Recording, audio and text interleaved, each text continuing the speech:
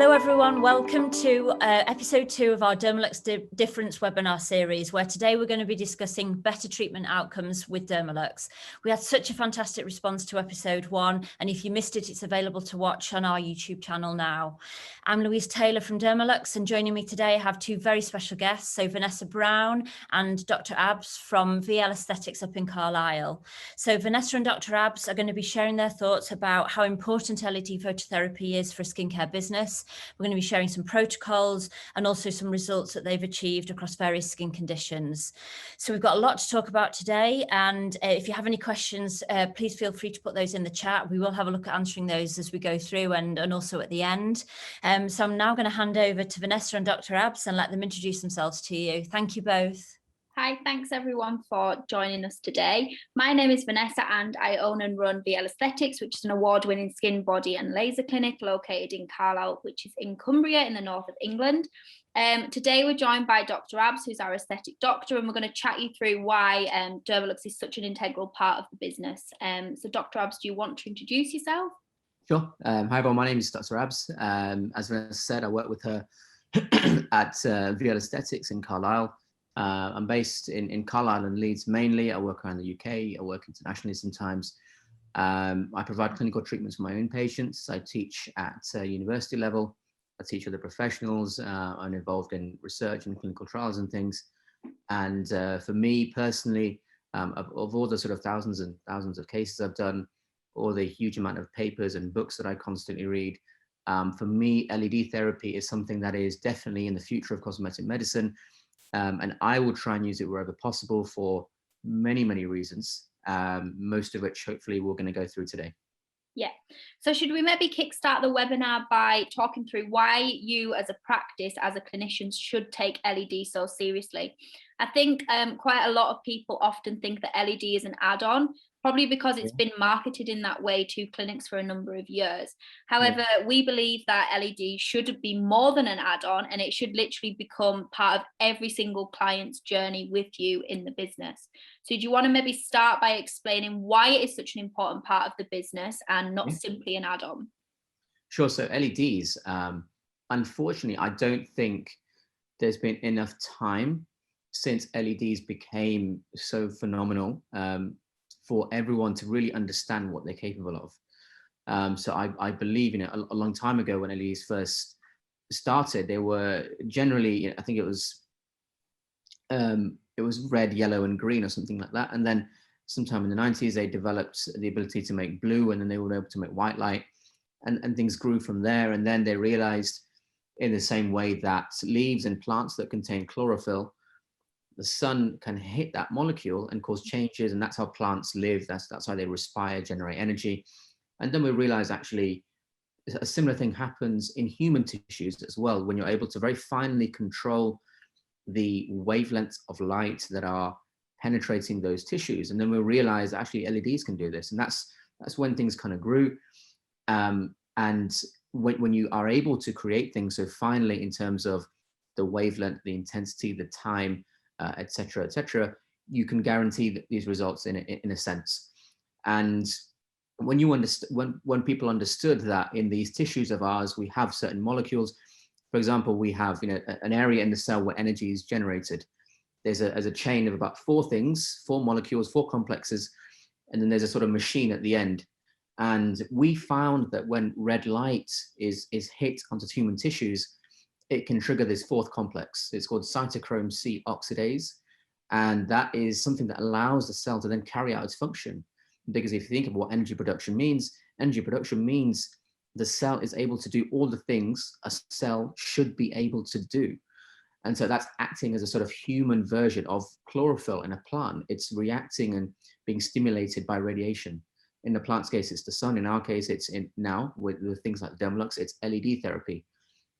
So once we realized we could do this, we realized then, the next step to do is to figure out what changes we can create using what specific wavelengths or types of light. And that's when things really started to take off. And we realized, we can use this wavelength and this wavelength and this wavelength and create XYZ changes in the skin. And only now we're starting to realize how consistently we can do that and how well we can do that which is why LED therapy is not an add-on treatment per se anymore. It is a treatment in its own right, because when you can trigger the cell to act and behave in certain ways, at the end of the day, when you think about it, that's how you treat any condition. Because any drug that you give, any topical skincare product that you apply, you're doing that to create behavior within a cell or a group of cells. The more ways you can do that, especially the more ways with less risk, less invasiveness, and things like that. For example, with the Dermalux, the better off your patient can be. And so that's why LED therapy should be taken seriously, and specifically why the Dermalux should be taken seriously as well. Yeah, absolutely. So we introduced the Dermalux with the Triwave MD back in September last year. So just at the kind of end of that first lockdown. Do you maybe want to talk through the reasons as to why we chose Dermalux, in particular, why we went for the Triwave MD as opposed to maybe something else? Yeah, sure. So in chemistry, a reaction or a change only occurs when there is enough energy in the system to cause that change. So for example, if you're going to throw, if you're an athlete, for instance, and you're going to throw, if you're going to do the long jump, okay, you need to run with enough speed to be able to jump off that board and actually have any distance in the sandpit. If there's no speed, if there's no energy, you're not going anywhere. And chemical reactions are the same. When you write a chemical reaction out in formula, you have product A or reactants A and B go to products C and D. And the only way they go there is if there's enough energy put in the system. So when you're causing changes in the cell and using light to trigger those changes, they will only occur if the light is good enough quality and contains enough energy for that to occur.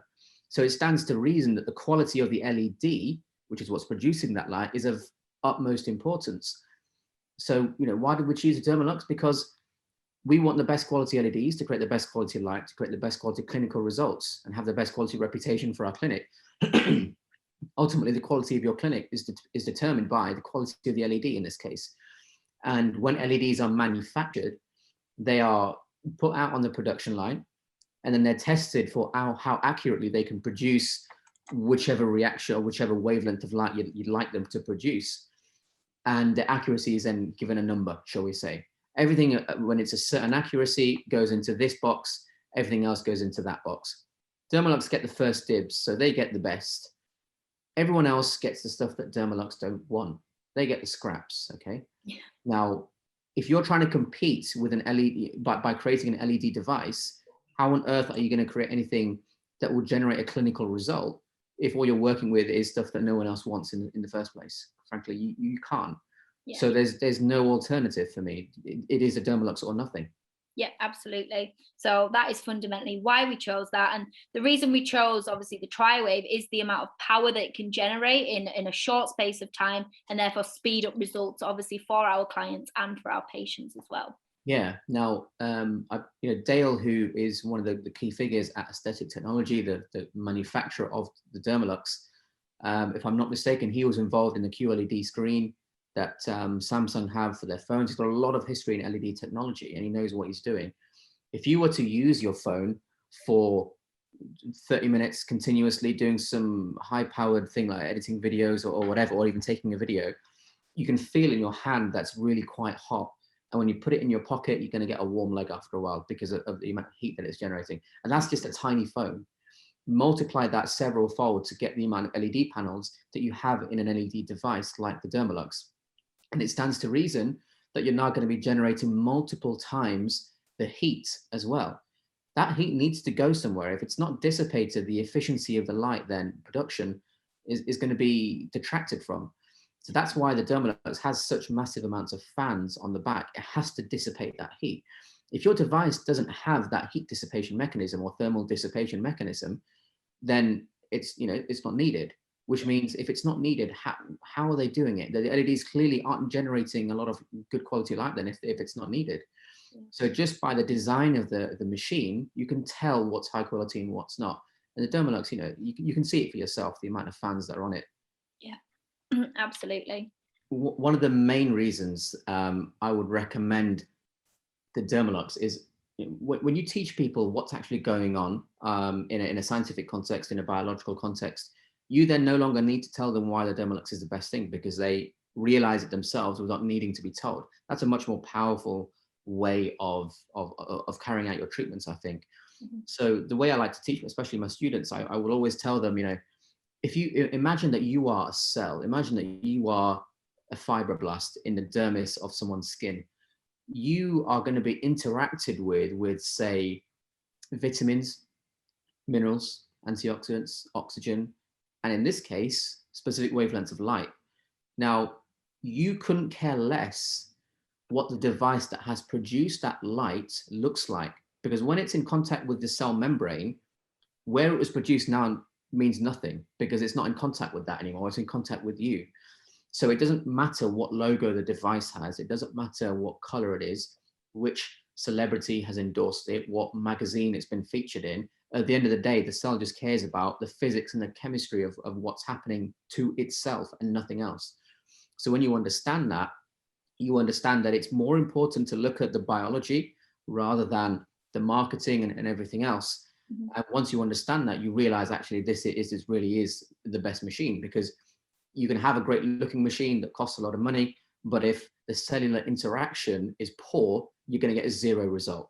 And that's the most important thing. So for example, if you look at a balloon filled with water, you gently, throw it up in the air and catch it, it's not going to do anything. You throw it a bit higher, when it lands in your hand, it might sort of take the shape of your hand and then come back to a ball. And then if you throw it really high and it lands, it's going to hit with so much energy that it shatters and you get wet everywhere, okay?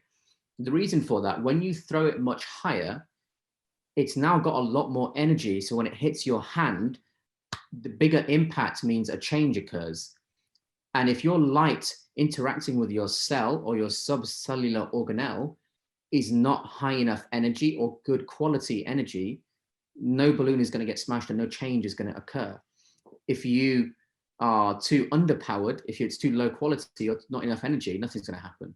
If it's too much, then you venture into the realms of lasers. It has to be just right for not just LED therapy, but good quality LED therapy. So you can have a competitor that makes a certain product. You switch it on and it provides good quality wavelengths for 20 seconds, 30 seconds. There's a big difference between that and then leaving it on for a full 20 minutes, 30-minute session where, because it can't dissipate its heat very well, for as an example, it overheats and then the quality of the light goes down as the treatment progresses. And you can't have that. That's a complete waste of time for everyone then. And sometimes you have to use multiple wavelengths together because they all achieve different things. So you need to be able to trust your machine that A, the wavelengths are correct. Okay, they have to have scientific evidence behind them. They have to be produced cleanly, and they have to be sustained over time without a loss or a drop in quality of those wavelengths. There's only the Dermalux that is capable of doing that. And when you go into all the different wavelengths, you'll understand that even more. Yeah, definitely. So do you maybe want to start by explaining what exactly the blue light does, and maybe touch upon obviously how the blue light can be effective at treating problematic skin such as acne? Okay, so the blue light in the Dermalux is 415 nanometers, and that has antibacterial effects, and it's good for acne because acne, one cause of acne, shall we say, is bacteria. Propionibacterium acnes, P. acnes. That's one of the things that is responsible for these breakouts, for these pimples, etc., that people hate. So if the light can safely destroy these bacteria, you are completely eradicating one of the major factors that has led to the condition which your patient is coming in for. But crucially, they've done it without drugs. They've done it without breaking the skin and injecting anything. There's no major risk because it's just light at the end of the day. They've not had to exert too much effort. They just sit there and lie down, and they're going to get a fantastic result because it's such a sheer eradication of all these bacteria. Yep. So you can get such a fantastic result, but with practically no risk and no effort required. And that's so significant. Yeah, absolutely. Okay, so skin condition number 2, pigmentation. How can we successfully treat pigmentation by using the Dermalux Tri-Wave? Sure. So pigmentation, I think that's probably one of the most common concerns that many people have, especially people of my skin type, higher Fitzpatrick skin types, 4, 5, 6. For example, we're much more prone to things like post-inflammatory hyperpigmentation. And that is something which occurs, it's a defense mechanism of the skin. That's why we tan. A tan is actually just a defense mechanism. We're trying to create this umbrella on our skin that protects precious things like the DNA underneath that melanin, which is that biological umbrella. So that absorbs the light instead of the DNA, which can then be damaged as a result of absorbing that light.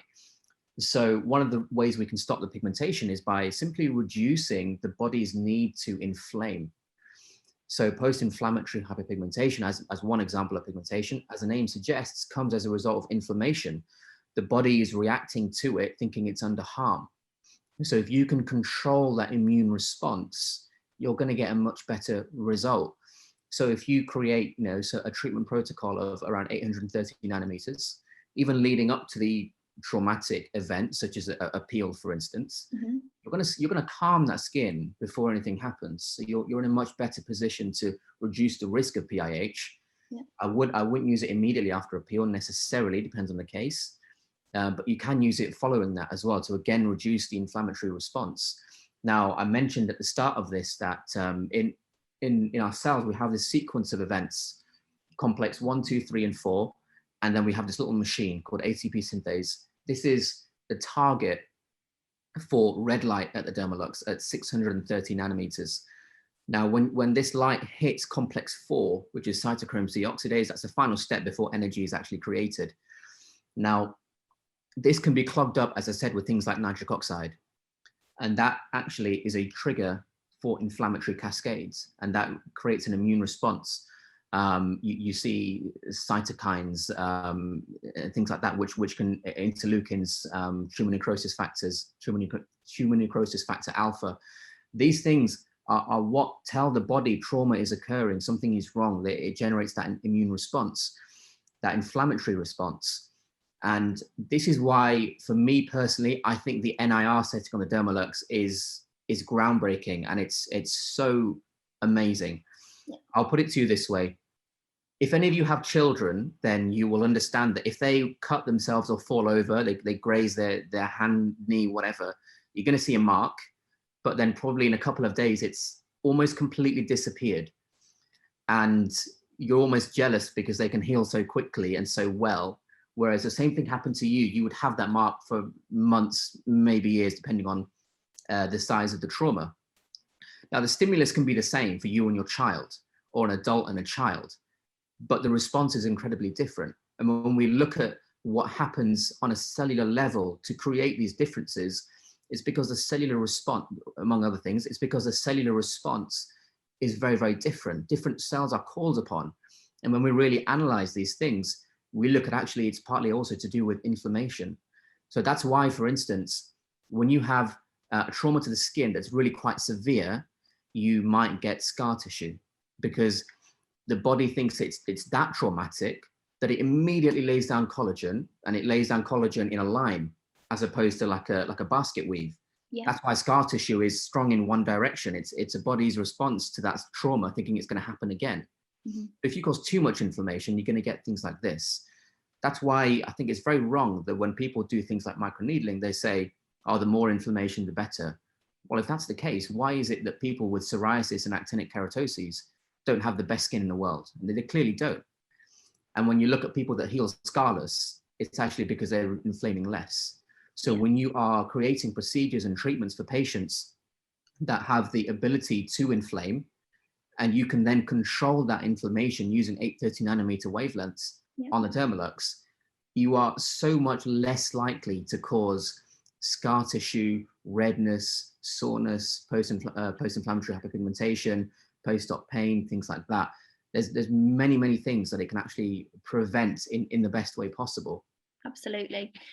Just a quick one with question and answers. We're going to do them at the end. I didn't mention that we're going to answer them all at the end. So if you've got any questions as we're talking, please obviously just put them in the chat and we will go through each one at the end. That's probably just the easiest way to do it, so we don't kind of end up missing any questions or repeating ourselves as we're having a chat. Okay. one of the things that I think that you do differently to other, I want to say other aesthetic practitioners out there, is the fact that you look at the skin. You don't just inject people and then say, see you in 3 months' time. That's really not how we do things.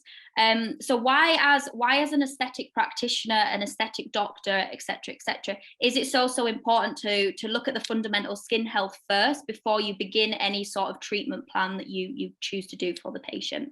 Okay, so if you understand fundamental skin health, what you're saying as a result of that is that you understand anatomy of the skin. And if you understand anatomy of the skin, you can go deeper than that. You can say, okay, well, at this depth, there's this cell. At that depth, there's that cell, etc. But then if you go deeper than that, you understand subcellular components, intracellular organelles, and how they work and how things feed each other, and essentially the biology of skin, of cell tissues and cell signaling and all this kind of thing.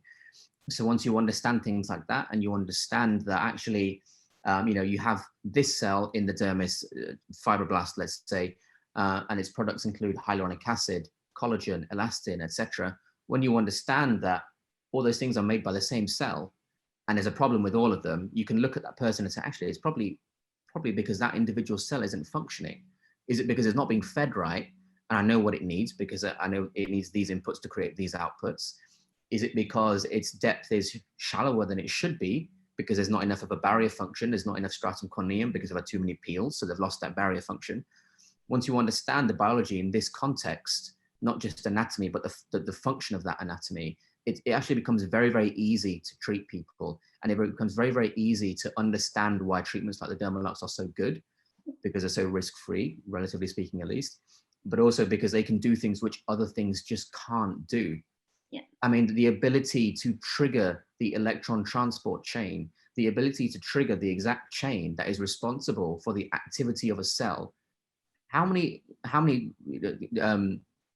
treatments are there that can do that so accurately and so well and so consistently? And safely as well. Exactly. I would argue either none or next to none. Yeah. Once you see that, you understand actually you can treat so many things with this. And part of the reason, my favorite setting is the NIR, the 830, because when you look at different skin conditions, acne, scar formation, psoriasis, etc., at their core, they are all the same. They are all some sort of inflammation. And that's why inflammation is so responsible for so many different problems that we have. And once you understand that, by controlling inflammation, as opposed to trying to control psoriasis or acne, you're actually going to get everything all at the same time. And because you're reducing that inflammatory response, the chances of post-treatment problems also reduce at the same time.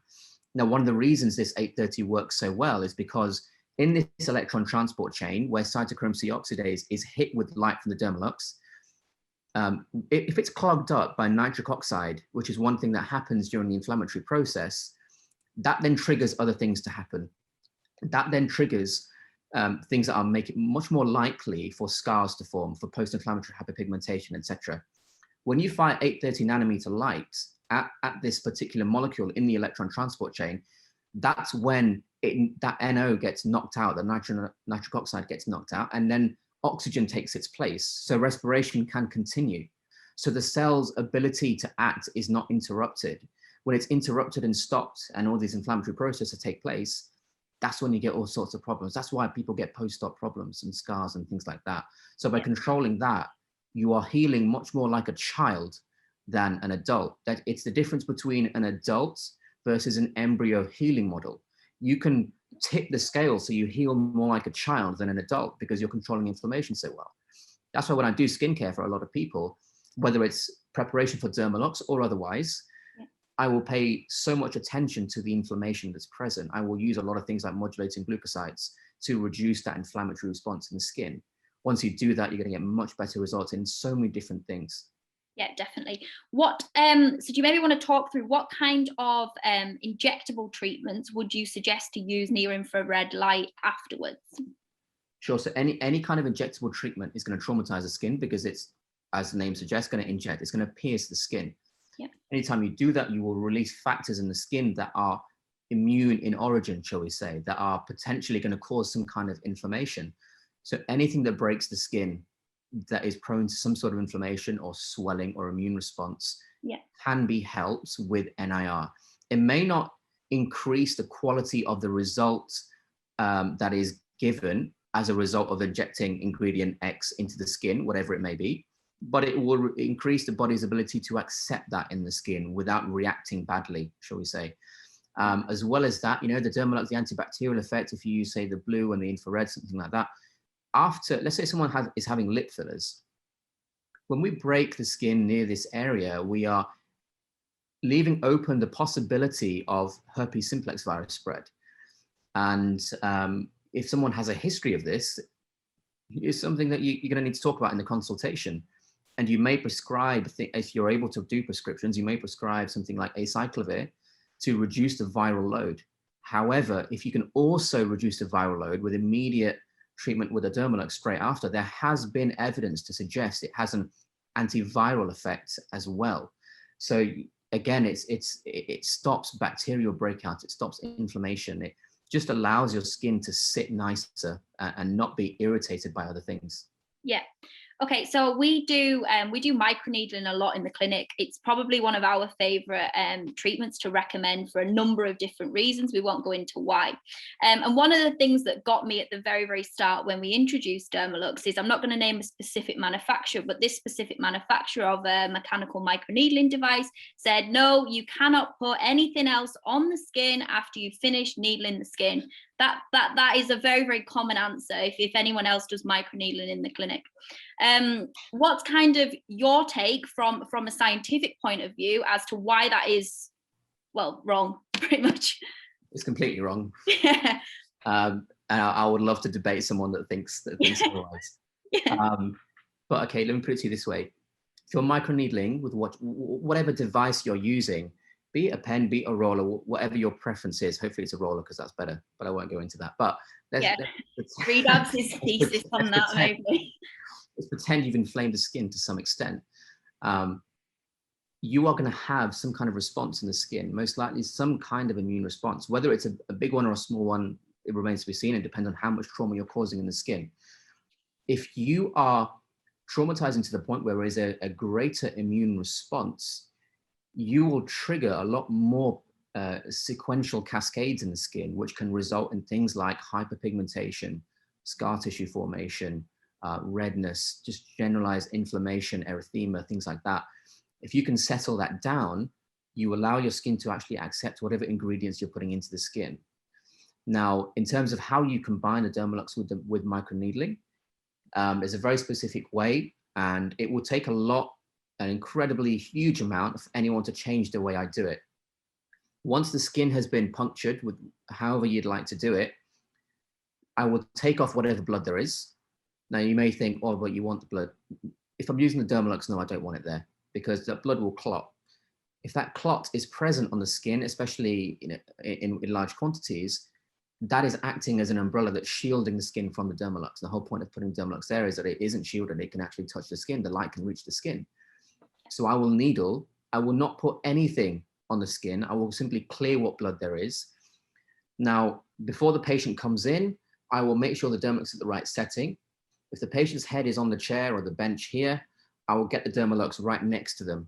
So as soon as I lift my roller away from the skin, I immediately get the Dermalux straight away. I don't want to wait more than 5-10 seconds. It's straight away on, and then I will put it to whatever setting I would like. Then while that's on for roughly 10 minutes, if it's microneedling, I personally would like to use, say, a combination of blue light at 415 for the antibacterial effects. I don't want bacteria getting in there. And I would also like to use, say, the near infrared because I want to calm the immune response. I'll put both of those together for 10 minutes in a custom protocol.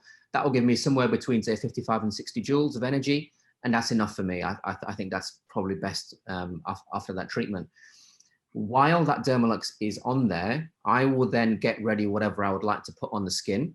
Yeah. So that as soon as the timer runs out, I lift the Dermalux straight away off, and then I put my topical ingredients on. Now, depending on which scientific paper you read or would like to quote, there is a certain amount of time as a window where these punctures that you make in the skin will stay open. For me, I don't like to leave it more than 15 minutes. That's why I like to leave the Dermalux on for maximum 10. So as soon as that comes off, I've got a maximum of 5 minutes to get my topical ingredients into the skin. Yeah. Now, it will only take me about 2 minutes or so because I'm not going to put a huge amount in there. But with that protocol, I'm getting the ingredients in there with the punctures, and I'm also limiting how badly my skin will react by calming the skin with the near-infrared setting. And I think I'm right in saying I've never had a single scar. I've never had a single bad result ever, because everything is calmed very well. Yeah, absolutely. Okay, so when we look at the Dermalux and we look at treating aging, how essentially does it work? And do you feel that just using, let's say, just using the Dermalux Tri-Wave as an anti-aging tool is enough, or would you recommend to combine it with other things, other technologies available? I think I would combine it with other things available. As to what I would combine it with would be dependent on my patient in front of me, but there are some things that are universal as well. I think we've touched on it before. Skincare, yes, that's universal because it's a way of nourishing the skin. You can take oral supplements of vitamin A, you can have chicken livers with your dinner, whatever. All these vitamin A's are molecules are stored in lipid droplets, most likely intracellular lipid droplets in hepatic stellate cells in the liver. The skin is very low priority for vitamin A in the body. So other areas like the eye will get it first and then the skin. That's why it's important to use it topically on the skin as well. So that's definitely number one, the skincare. Not just the nourishment, but the protection in the form of sun protection as well. Plenty of hydration. And then, yes, the Dermalux as well. So if we can modulate the signaling in the cell that determines the production of energy, we might be able to influence, as I said, the lifespan of certain cells in many, many different types of skin conditions. And this has been demonstrated in its anti-aging effects in terms of collagen metabolism and collagen production. And when we talk about anti-aging, and it's important to define what you mean by it, because I think it means different things to different people. But I think most people will say it includes how much collagen there is, how much elasticity the skin is, how soft the skin is. So if you can guarantee that with something like the Dermalux influencing neocollagenesis, how brilliant is that?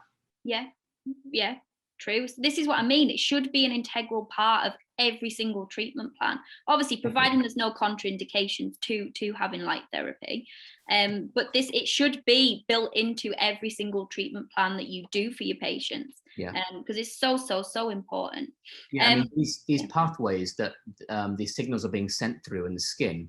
So what's really important and what's really quite impressive is they lead to, as an increased cell proliferation. When you're using retinoids on your skin, what's the actual biological reason for using retinoids? It's to cause stem cell differentiation within the skin. That's why vitamin A can be considered a hormone by some people, because it acts on the DNA. There are retinoic acid receptors by the nucleus of the cell that retinoic acid binds to. This then tells the epigenome to read the DNA, and then that dictates the behavior of the cells. So you are literally dictating what the cells do with things like retinoids by these signal transduction pathways. And if you can use a Dermalux to help that cell proliferation and movement, especially things like fibroblasts, which are key cells in anti-aging, then you're going to get a much better result. You know, if you modulate the levels of these immune mediators, such as interleukins, TNF alphas, you can also modulate things like growth factors, okay? Now, why do people do things like vampire facials and PRP? Because contained in alpha granules in the plasma in the blood, you have growth factors, but you also have interleukins, which are pro-inflammatory as opposed to pro-growth factor. That's why when you actually study all the literature on PRP, there's actually very little to no evidence. When you look at studies that compare PRP and say needling versus needling on its own, the end outcome clinically is actually almost identical, because yes, there's growth factors in the PRP, but there's also things that negate that.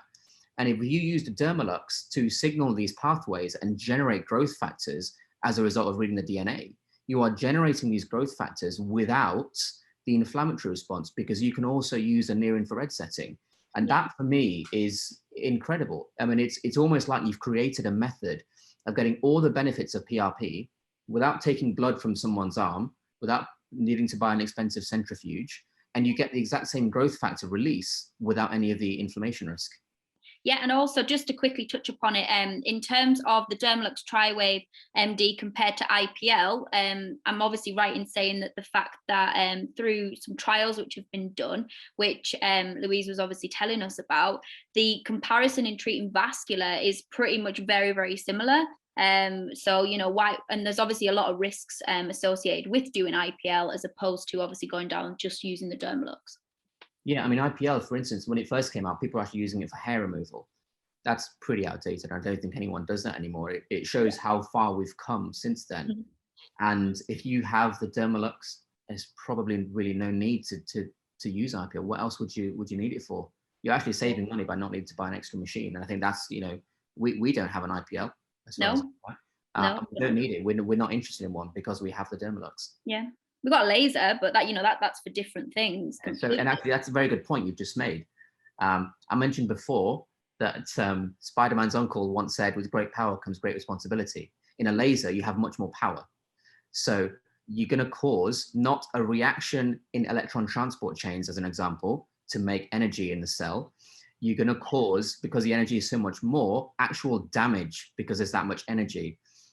The target can absorb energy if it's safe from the Dermalux because it's the right amount of energy, it can take it. But if it's way more than that, it's just going to destroy the molecule. That's why lasers are a version or a method of creating controlled damage. So they both have their place, but they are both to achieve different biological outcomes. Yeah, definitely. So do you think we should maybe show a couple before and afters? And these really highlight how effective the Triwave is at treating inflammation on the skin. And then we can maybe go through some questions and maybe answer them. Okay. Happy with that? Yeah, go for it. Okay, cool. Right, let me screen share. Okay, so this is a really great before and after which we achieved in the clinic. So this particular patient presented with really, really inflamed skin. They had basically been just using far too many actives on the skin. And obviously when you use too many actives, your skin goes into overdrive. So sometimes it's far too much for the skin. So this was after a few Dermalux sessions. I actually don't think it was that many. I think it was maybe 5 or 6 once a week. And it was typically, we used near infrared for this on its own, nothing else. Okay. So did you, you cut out a little bit there for me. So did you say before the Dermalux, there was a bit of skincare involved? Yeah, so they were using too many active products. So they were using all sorts. There's salicylic in there was lactic in there, there was retinol in there. Yeah. So the skin just went, whoa, what is going on? And I think that's actually not that uncommon. A lot of people do tend to do that. Now, when you look at this particular example, yes, the patient used a retinoid, the patient used salicylic acid, the patient used lactic acid. All three things, if used incorrectly, can cause what, which is key, excess inflammation or excess inflammatory response. The retinoid, you can get retinoid dermatitis or retinoid reactions because when your skin hasn't accustomed to it, there are not enough transmembrane receptors on the phospholipid bilayer of the cell to accept the entry of that much vitamin A. So it will hang around outside the cell and start to cause a fuss. Lactic acid and salicylic acid, they are acids, as the name suggests. So if you put too much acid on, you're going to cause too much damage. You know, things like these acids, they are great potentially for taking damaged cells away, because if it's a weak acid, you apply it topically onto the skin, as an example, certain cells in the skin will be healthy and certain cells won't be healthy. The ones that are healthy are strong enough to withstand certain types of attack. So certain AHAs, alpha hydroxy acids, certain acids will selectively remove damaged cells, but not healthy ones, because they're not strong enough to remove the healthy ones, but they are strong enough to break through the damaged ones. But you do too much of that, too much concentration, too many frequent applications, etc., you might end up with this sort of appearance. It's just an inflammatory response because the skin is being pummeled, it's being pounded far too much. Yeah. And after just a few sessions of the Dermalux, you look at what happens when you control inflammation.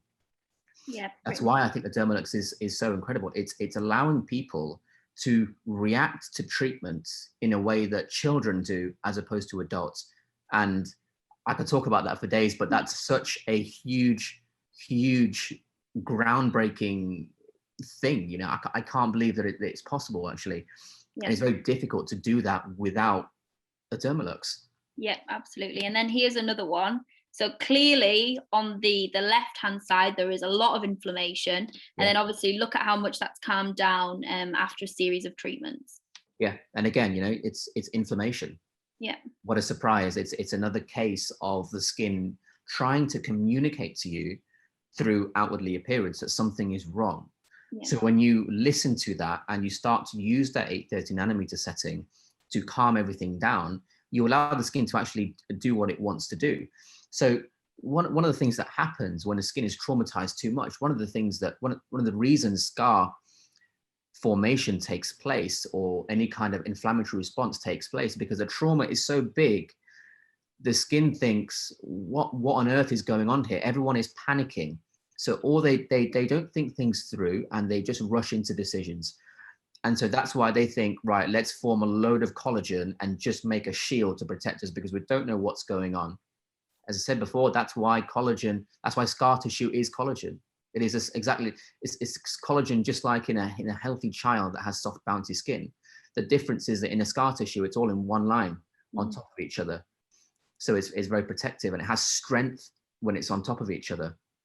But when it's like this in a basket weave, it's like a trampoline. If you look at the fibers of a trampoline, they crisscross. And when you stand in the middle, they bounce up and down.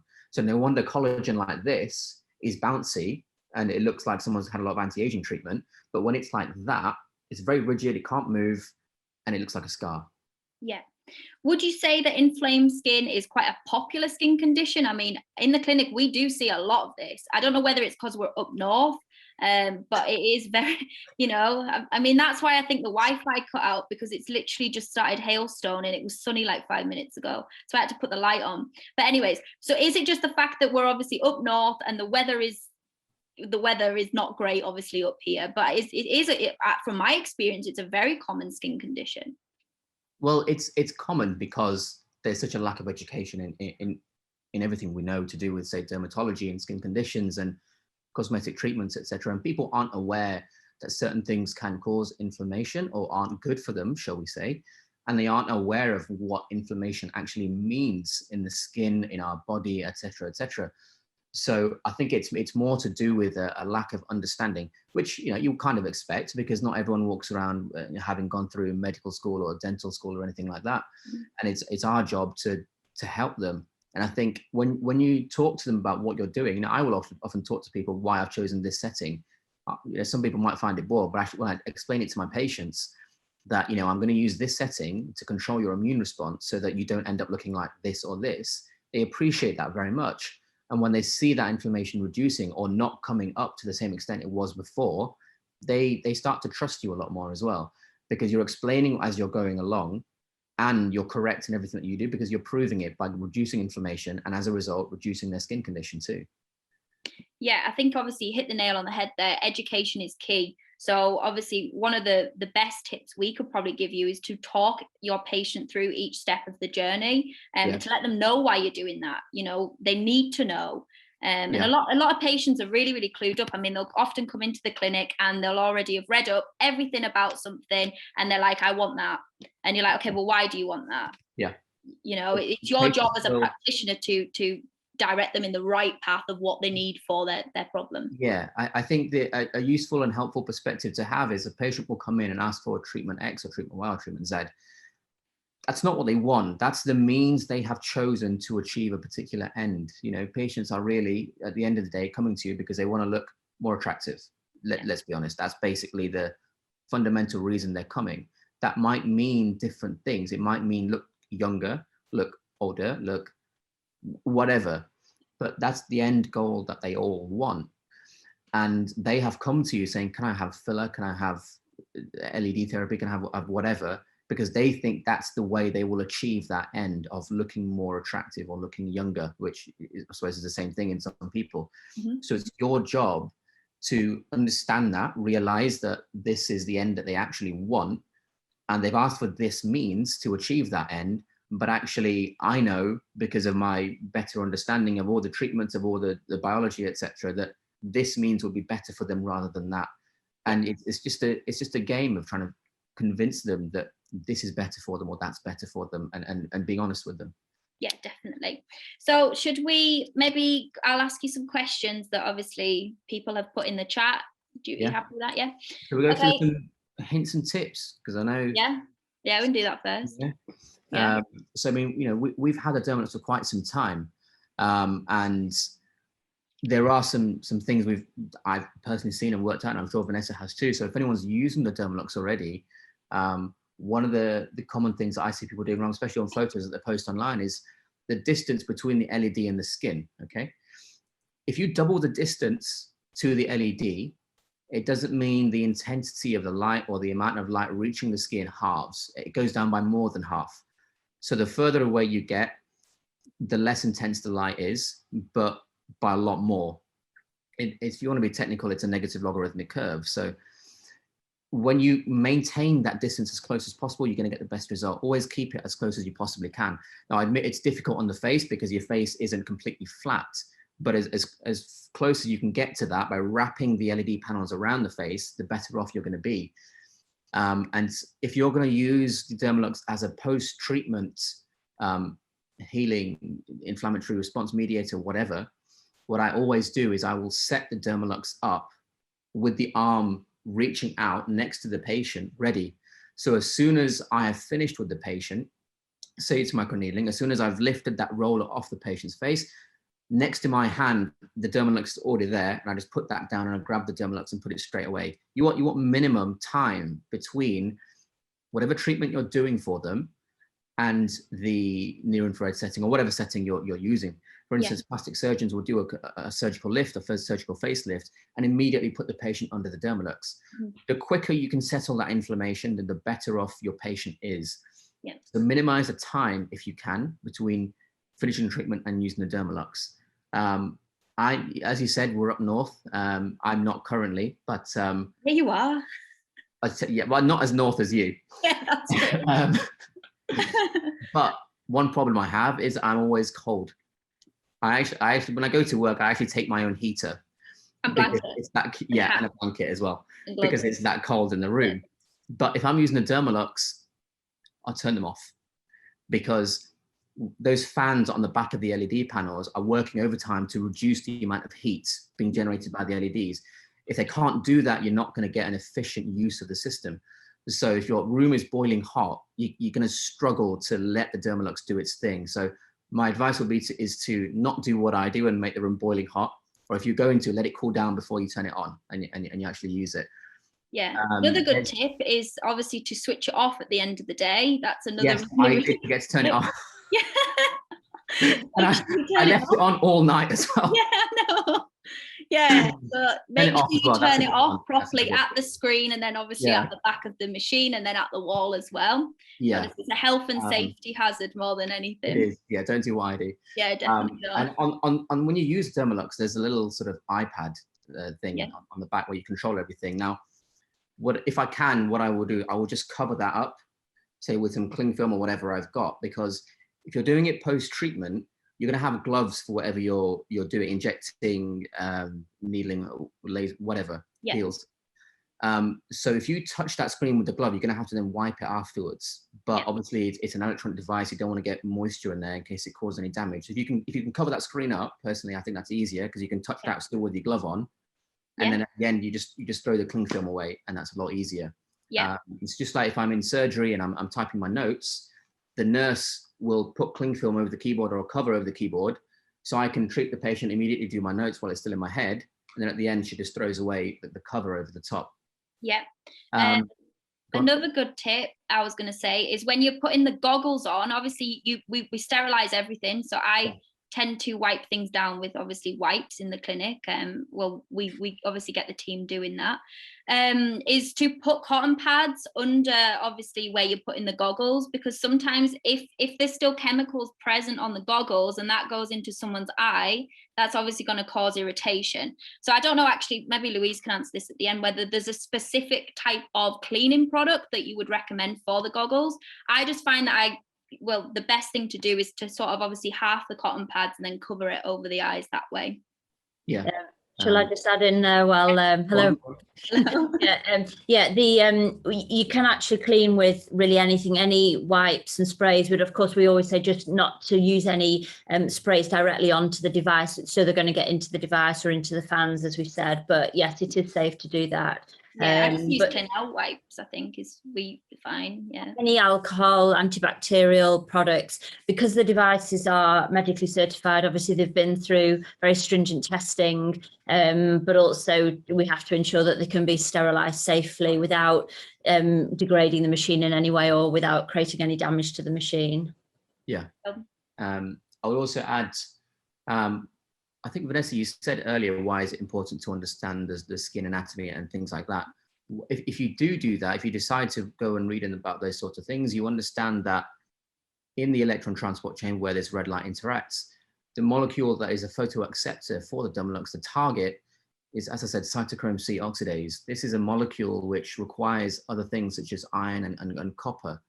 If these are deficient, you're gonna struggle to do anything. So that's why I would also recommend looking at some kind of supplementation or topical application of these things beforehand to actually maximize what the Dermalux can do for that patient. So for example, if someone is anemic, which you will look at in their medical history, and they've got less iron, they are not just less able to transport oxygen around the body, but the oxygen that is transported, when it reaches the electron transport chain, which is the point of oxygen, that's why we need to breathe it.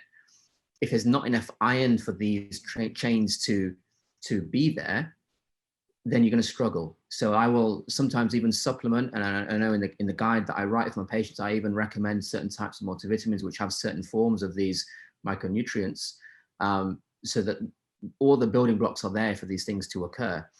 Copper as well. So you need, the brain especially is very exceptionally rich in copper, and it's needed in skin as well. Copper is one of the biggest regulators or signaling molecules for collagen production, neocollagenesis.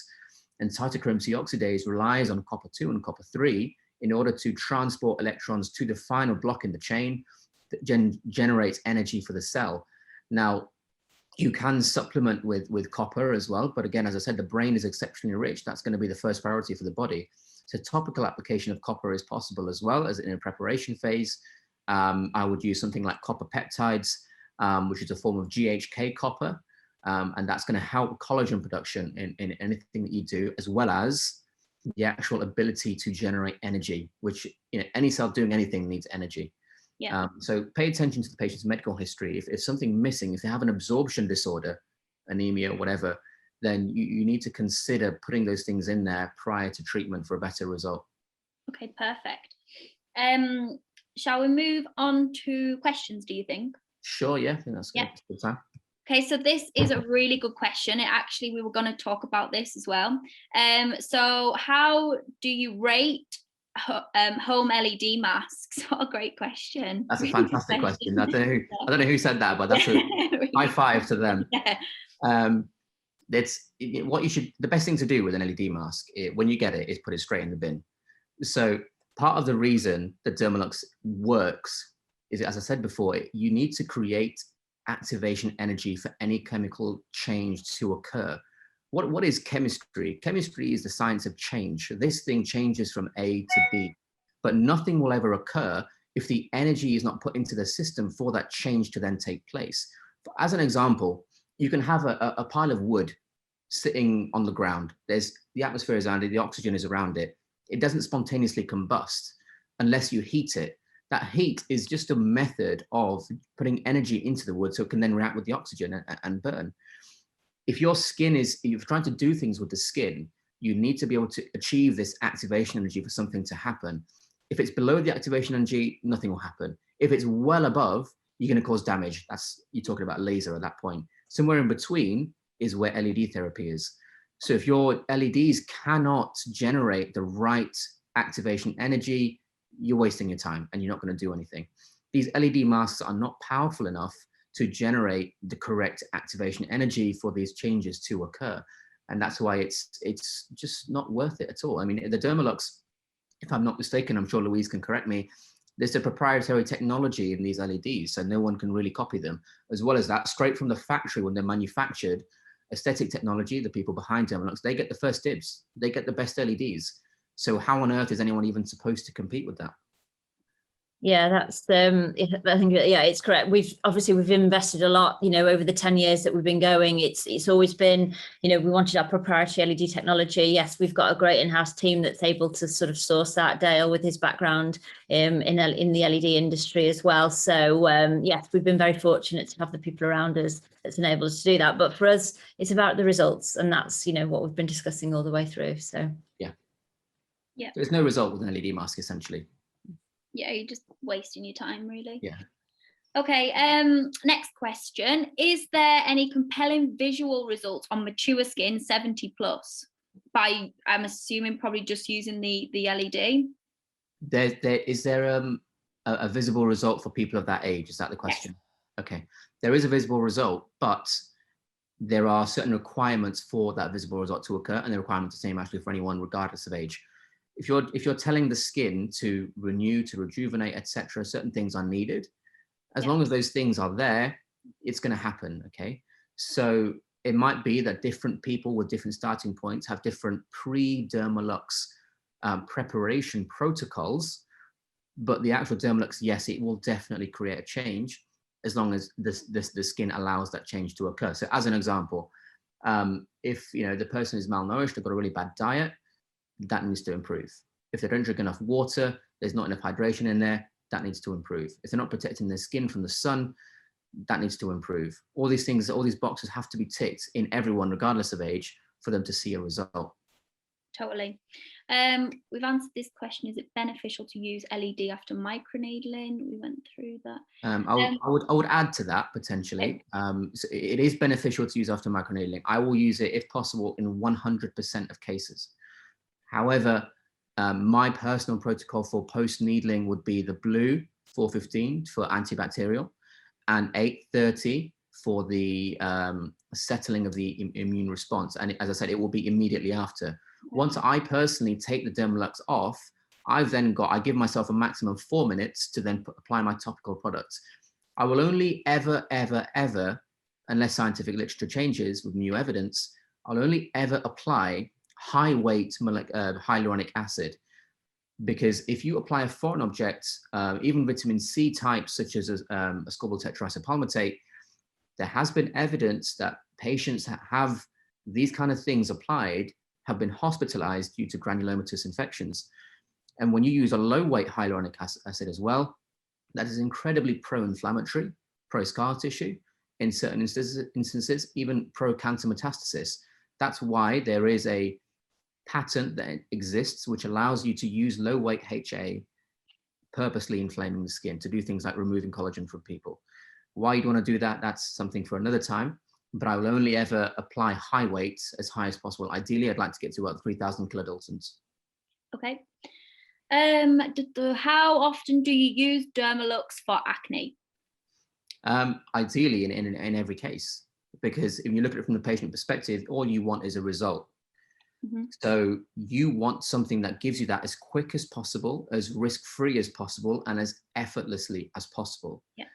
And the Dermalux ticks all those boxes. Yeah. In terms of how often would you space it? Probably twice a week for the first few weeks. I would base it on an individual basis, but as an average, I might say twice a week for say 4 weeks, and then once a week for the 3 weeks following that. So you have, say, 7 weeks of treatment. And then I would precede that 7 weeks with good skincare, with sun protection, and address any specific skin problems that they have as well. So if they're overproducing sebum, I will try and do something to reduce that sebum. Maybe use zinc in the in their skincare somewhere, applying oil so the body thinks there's too much oil, so it stops the sebum production, things like that to settle the skin. And then I would start those 7 weeks if possible. Perfect. Does it help with keloid scarring? It can do. So we know that you can adequately assess photomodulatory effects with any kind of scientific testing nowadays.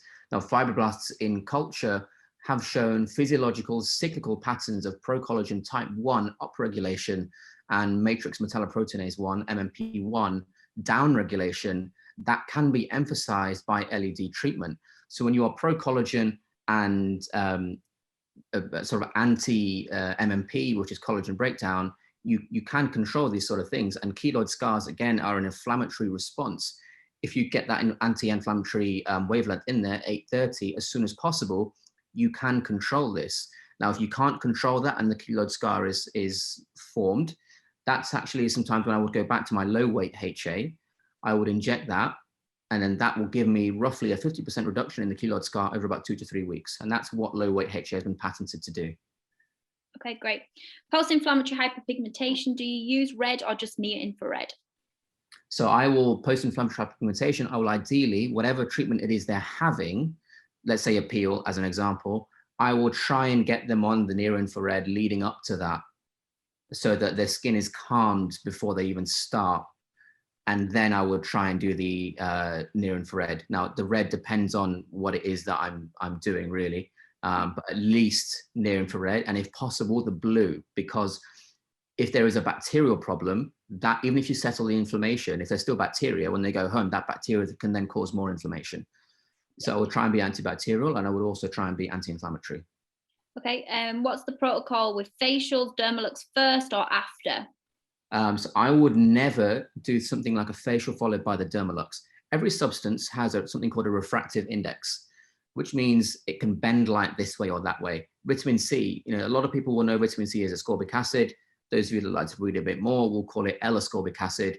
And those of you that read a lot more than that will know that the L stands for levorotary. There is also D-ascorbic acid, dextrorotary ascorbic acid. These just mean it will bend the light left or right when the light hits that molecule. So if you're putting any kind of molecule on the skin, any kind of liquid on the skin, whatever, and the Dermalux is then hitting that, it's now being scattered like a prism. So you're reducing clinical efficacy. That's why I would not put anything on the skin after microneedling and put the Dermalux on straight away. So I don't mind using the Dermalux when there's nothing on the skin, but I will avoid it if there's anything on the skin. That's my personal preference, and that's what the scientific literature supports. Yeah, I think it will depend as well on the ingredients that were maybe used in that facial treatment, and whether you've obviously taken them off and it's dry skin as well. That does play a part. Yeah. How many sessions will we need to use for skin rejuvenation with the Flex in elderly patients who do not want to try injectables or microneedling? Okay, so the Flex is going to take a lot more because it's, even though it has the same type of LEDs, it is not the same power. It's not as big a machine, so it doesn't have as big an ability to dissipate heat, for instance. So there's only a certain amount it can do. So it's great for people that can't physically make it into the clinic for whatever reason. They can rent it from your clinic, something like that. But it is going to need a lot more. As to how many more, I think that's so variable, and it depends on where that patient is starting from. You can shorten the amount of sessions they need by making sure that they have pre-treatment preparation with the basic vitamins A, C, E, and B5 in the skin, with good sun protection, with good water intake. So when the red light hits the skin and causes all these changes, the cells are well fueled to be able to accept those changes and create their new products like HA, elastin, et cetera, et cetera. Okay, well, this is another point. So, if you've got an elderly patient and they don't want to do any injectables, they don't want threads, they don't want microneedling, they want the bare minimum, they have to also bear in mind that they are probably going to get the bare minimum result as well if they don't want to do all these things. So you really do need to manage that person's expectations really, really carefully. Yeah, of course. Okay. What type of damage can you do to the skin if used incorrectly? I'm not sure if this is applicable to microneedling or if this is applicable to the Dermalux, but there's really not a lot of damage you can obviously do with the Dermalux. Yeah, I mean, there's not technically, as far as I'm aware, such a thing as too much, shall we say, red light. And if there is, you kind of use something different. You use the blue light to kind of counter it, and you settle the skin that way. Yeah. Are there any conditions that can be made worse by using the wrong light? Thinking if you use red in acne patients with post-inflammatory hyperpigmentation. You can technically not get the effect you're after by using the wrong light. So for example, if you are applying certain products onto the skin and then you use a particular wavelength of light that you're not meant to, you could get some sort of reaction. For instance, if you apply a really strong retinoid on the skin and then you apply something like red light, for instance, that's potentially going to cause some sort of reaction, and you want it to calm down. If that happens, you want to reduce the concentration of retinoids that you're applying. You want to get them on the 830 to calm the skin down. You want to get them on sun protection, so reduce the inflammatory response as a result of retinoid dermatitis. It's something that's very, very individual. If for those that are unsure, if you were to get the Dermalux, I believe there is a sort of manual that comes with it, and it will give you a rough idea of what you can use, what you should use with caution, and what you should never use. Acids, never, no. Yeah, it's in there. It's in a table. In okay, yeah, so you do get it, yeah. Yeah, can you imagine someone sold you a machine and you didn't get a manual how to use it? It's not IKEA. Right. Any antifungal effects as well as antiviral effects? Antifungal, I don't think there's as much evidence for something like that, but there is antibacterial, antiviral for sure. Yeah. Can it treat acne, rosacea, and dermatitis? It can help those things, but will it cure it? Not necessarily. If you look at those things, for instance, let's take rosacea as an example.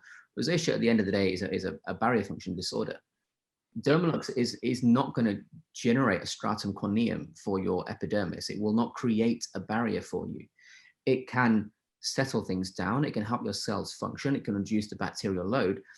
But things like that barrier function come from just generally healthy skin that's well fed, skin that's protected from the sun, skin that's hydrated. So Dermalux, in combination with these things, can alleviate conditions like rosacea, for example.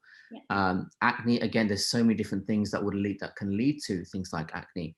Dermalux obviously can help. It can reduce the quantity of bacteria, reduce the quantity of P. acnes.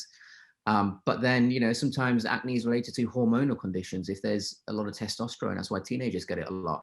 If there's hyperkeratinization from some other condition that they have, all these things need to be taken into account to determine whether or not this person can be treated. Even if they can't be fully treated or fully cured, they can be helped by the Dermalux because it will still do things like reducing the bacterial load. Yeah, it's another good point. Obviously, I've seen a lot of men come into the clinic who, bodybuilding and whatnot, and they take steroids, and obviously if they take steroids, that then obviously can lead to acne, and sometimes they come in and they've got it like all over their shoulders, all over their back. So would you say that Dermalux will help with that, bearing in mind if they've taken steroids obviously for a period of time? It can help in at least the short term, in at least a sort of alleviation of the symptoms, but it will not necessarily act in such a way as to prevent future occurrence. So if you distill what the cause of that person's acne is, part of your treatment isn't just to use the Dermalux, it's to educate your patient and say, look, the acne is simply an effect and this is the cause of that effect. You need to constantly bear that in mind, otherwise it's going to reoccur. So it goes hand in hand with educating your patient, and it's not something to stick them under and leave them. Yeah, definitely. Okay, so what topicals do you use on the skin after needling? I only ever use high weight molecular acid, hyaluronic acid, as high a weight as possible. The closer I can get to something like 3,000 kilodaltons, the better I am. Now that is far too big to penetrate a facial pore normally, which is why I don't mind using it for needling. When you needle, depending on, again, which scientific paper you quote, the puncture you make in the skin is on average the width of around 4 cells, which is, in terms of molecular size, it's quite large. So that is okay to get high weight hyaluronic acid in there, relatively speaking. But other than that, I don't do anything else because there is literature, there is evidence to that shows, case reports even, of patients being hospitalized because the wrong ingredients were used. Even ingredients which you think are good, certain types of vitamin C, as an example, certain types of hyaluronic acid, which are low weight, they have been hospitalized because of those things as well. So I will not be taking that risk for my patients, and I will only be applying what I know to be safe. Yeah. Can you use LED after PRP microneedling? Technically, yes. I mean, you could use the NIR, but at the same time, the interesting thing with that is the PRP is being used to derive growth factors out of the alpha granules contained in human plasma. But you can stimulate growth factor production using the Dermalux by stimulating the mitochondria, which are the energy centers of the cells. When you do that and your body recognizes, okay, we're making energy, we've got an energy requirement, that must mean we're doing a lot of things. That must mean we've got to grow with our environment, with our whatever's stimulating this growth. And so growth factors will naturally be transcribed from the DNA to cope with that. So you will also get growth factors with the Dermalux as well, in which case, do you still need to be doing the PRP? But as You know, as in, can you combine them? Technically, I suppose yes, but again, if there's too much blood on the skin, that's going to scatter the light. And actually, hemoglobin in the blood is something that can absorb wavelengths of light, and it has in its own absorption spectra. So if that blood is all over the skin's not going to see most of that light, unfortunately. So it depends on how it's done. Yeah. Can you use Dermalux for 10 minutes before microneedling and 10 minutes after? You could technically, if you wanted to, use it before in shall we say, antibacterial way, an anti-inflammatory way with the with the 415 and the 830. But you know, ideally, before you needle, you're going to clean the skin anyway, so there shouldn't be any bacteria or problem or dirt on the skin anyway. And in terms of the anti-inflammatory aspect, yes, you can settle the inflammation, but as soon as you needle, that puncture of the skin is going to be causing some sort of inflammation anyway, which means you're still going to be using it after the treatment. So what's the point of using it before? I would just carry out your standard preparation protocol in terms of cleansing the skin, etc., and then do your standard needling, and then use, in my personal opinion, blue and near infrared for 10 minutes combined. Okay. Would you recommend a course as a pre-treatment to invasive lasers such as CO2? Not necessarily. I mean, potentially you could use it pre-treatment in near infrared, the 830, to settle the inflammation down, so there's less risk of PIH post-treatment. And then you could also use the same thing post-treatment, say a couple of days after, maybe day 3 after if you wanted. And you could do a course of, say, 4 sessions, each around 48 hours apart. And that would cause much better healing as well. And that's really useful for darker skinned patients like myself, because we're much more at risk of PIH. And actually on that note, on the near infrared setting, and you know, all these wavelengths that the Dermalux produces, in my opinion, to everyone that has made the Dermalux, and I mean this constructively, in my opinion, I think even you guys don't realize how good your own technology is, because I wish I could drag you all into a room and say, well, you can actually also do this and this and this, and you've missed this market and this market. I think there's so much more you can do. And I wish I could get you guys to do more as well. Well, you know, this is a whole education, you know, and this is why we wanted to do these webinars. You know, for us, it's about sharing knowledge. You know, we're a manufacturer, of course, and yes, we have clinical experience, but it's about the people that we have around us, our clients, you know, our colleagues in the industry, and that's how we develop and grow. You know, if we want to be the best, then we have to work with our partners. So, you know, absolutely, we're always open to that. Yeah. So, yeah. Lots of questions. Yes. Yeah, there's loads of questions. I think you know, we've been going on quite a bit now, so it's been a fantastic. Yeah. Maybe we'll do like a couple more, and then and we can, because I mean, a couple of them we've already gone through. And we will keep all of these on file anyway. So if there's any that we haven't been able to answer, then we can obviously we'll be in touch with everybody to respond. Perhaps this is a good one. How does blue light from LED differ from harmful blue light, obviously, that your phone or computer screen emits? So when you're emitting it from the screen, you can't guarantee which wavelength it's going to be. When it's from a Dermalux, you know it's going to be 415, and there's scientific evidence behind that having an antibacterial, antiviral, etc. effect. So when you don't know what the wavelength is, you don't know what effect there's going to be. Actually, typically on that, so it's a question that we do get asked a lot, and we've actually got an information sheet we've put together, but typically they're using wavelengths in maybe the 450 to 470 sort of spectrum, because they're just an off-the-shelf LED that's used in general lighting, whereas the 415 is specifically manufactured for medical application, so it's not used in a general lighting sort of sense. So you're right, though, it's about the control of that. So we're delivering a controlled amount of energy over a period of time, whereas people can sit in front of their laptops and, you know, and their phones for hours and hours, so there's no control sort of over that. So yeah, it's a different kind of light, but it's a good question, and it does come up a lot. Yeah.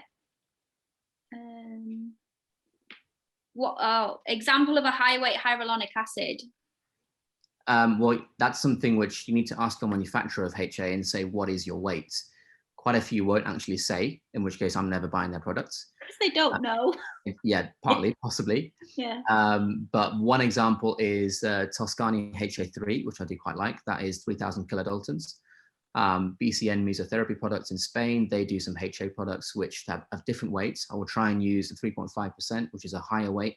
It's not quite as heavy as the TKN, but there's a couple different options. They're just two. Yeah. Brilliant. I think we can stop there. That's probably enough. I need a glass of water or a wine. There are I think a lot of the questions, I've been watching them as well, and a lot of them we have sort of gone through anyway, or we've touched on, but like I say, we will keep these. So if we haven't managed to answer them all, then we will try and get back to everybody. You know, we've got another webinar again next week, and yeah, we can touch on that. But I just want to say thank you so much to you both. It's been absolutely fantastic. It's been a real education, I think, from an LED phototherapy point of view, from a treatment point of view, from a protocol point of view. It's hopefully everybody's, you know, benefited from this. Like I say, if there are further questions, we can answer those later. But the final episode will be at the same time next week, so Thursday 18th of March at 4 p.m, and we're going to be touching on more of the commercial aspects of the LED treatment, and sharing some revenue generating ideas as well. But the registration for episode 3 is going to be open from tomorrow, so don't forget to put your place on that.